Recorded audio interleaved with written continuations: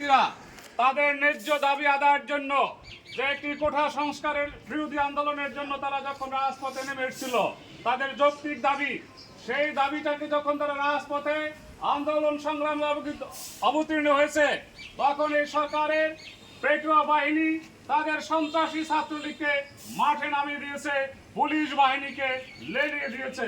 আমাদের সেখানে কোমল মতি সাধারণ যে শিক্ষার্থী, তাদের উপরে গুলি চালানো হয়েছে। বিশেষভাবে রংপুর বিশ্ববিদ্যালয়ের যে একজন স্টুডেন্ট যে আবু সাইদ, তাকে কিভাবে এই বাংলাদেশের পেট্রোল পুলিশ বাহিনী গুলি করে হত্যা করেছে। বাংলাদেশের আমরা মহান স্বাধীনতা যুদ্ধে যখন লক্ষ্য করেছি, পাক হানাদার বাহিনী যেভাবে নিরস্ত্র সাধারণ মানুষের উপরে নির্যাতন করেছে, গুলি চালিয়েছে, তাকেও হার মানিয়েছে। আমরা আজকের এই জানাজা নামাজ থেকে এই পেটুয়া পুলিশ বাহিনী হানাদার বাহিনীর যে নৃশংস পৈশাচিক যে হত্যাকাণ্ড, আমরা তার ধিক্কার জানাই। সাথে সাথে আজকের একটি সাধারণ শিক্ষার্থীদের যে একটি ন্যায্য অধিকার আদায়ের জন্য ইতিমধ্যে যারা শহীদ হয়েছেন, আমরা তাদের আত্মার মাগফিরাত কামনার জন্য আজকে সমবেত হয়েছি। আমরা গায়বী জানাজায় অংশগ্রহণ করছি এবং গায়বী জানাজা পরবর্তী আমরা তাদের আত্মার মাগফিরাতের জন্য দোয়া করব। যে ভাইটি আবু সাইদ বুক পেতে দিয়েছে পুলিশের সম্মুখে, সেখানে আমরা লক্ষ্য করেছি তাকে কিভাবে গুলি করা হয়েছে। একটি গণতান্ত্রিক অধিকার, ন্যায্য অধিকারকে আদায়ের জন্য তারা রাজপথে নেমে এসেছিল। আজকে সে বাংলাদেশের মহান মুক্তিযুদ্ধে যারা অংশগ্রহণ করে বীর শ্রেষ্ঠ খেতাব লাভ করেছে। আমরা আজকের মনে করি সেই রংপুরের মেধাবী স্টুডেন্ট আবু সাইদ, সে বাংলাদেশের বর্তমান পর্যায়ের একজন বীর শ্রেষ্ঠ।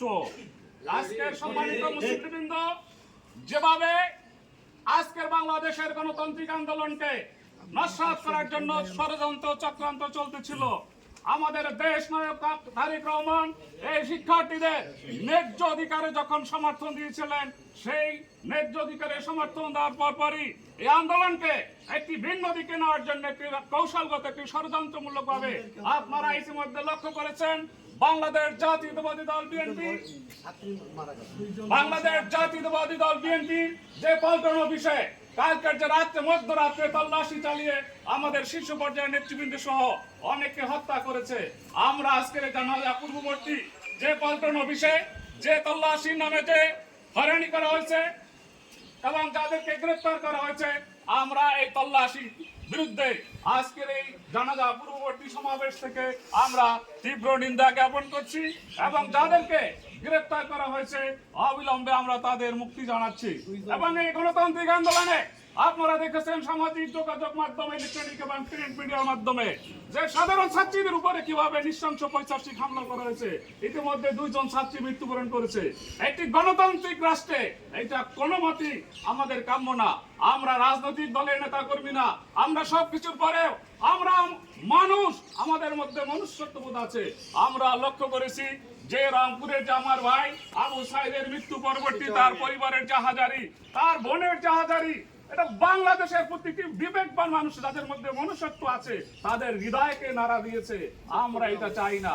অবিলম্বে এই যে সাধারণ ছাত্রছাত্রীদের যে যৌক্তিক আন্দোলন, আমরা সে আন্দোলনে সমর্থন জ্ঞাপন করছি এবং একটা যৌক্তিক পর্যায়ে নিয়ে অবিলম্বে তাদের দাবি মেনে নেওয়ার জন্য আমরা আহ্বান জানাচ্ছি।